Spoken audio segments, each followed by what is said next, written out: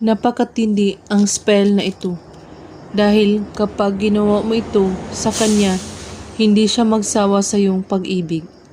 Gawin mo ito, napakadali lamang, ngunit ang epekto ay isang sobrang matindi.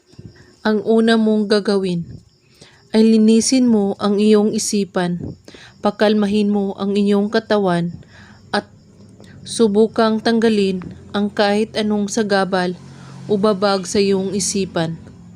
At kailangan mo itong gawin sa bilog ng buwan at sa madilim na kwarto mo.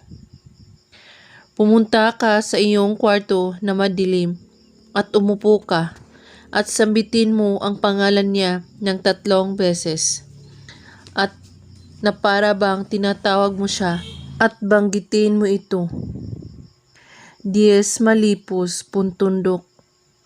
At pagkatapos, kunin mo ang iyong salamin at pumikit ka habang nakakaharap ka sa salamin at sambitin mo ito. Sa pamamagitan ng salamin, tulungan mo ako. Ito lamang ang aking hiling na siya ay aking maangkin at ibigay siya sa akin. At ito ang aalay ko, tanggapin mo. At pagkatapos ay magsindi ka ng kandila at sambitin ito muli ng 6 na beses, kasabay ang pangalan niya. Alimangali, Zor, Kritya. At pagkatapos, ihipan ang kandila at itago mo ang kandila na natira at kalimutan mo nang may ginawa kayong ritual.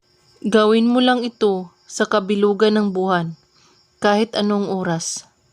At kung may katanungan po kayo ay magko-comment lang po sa baba. Maraming salamat sa panonood. May God bless us all.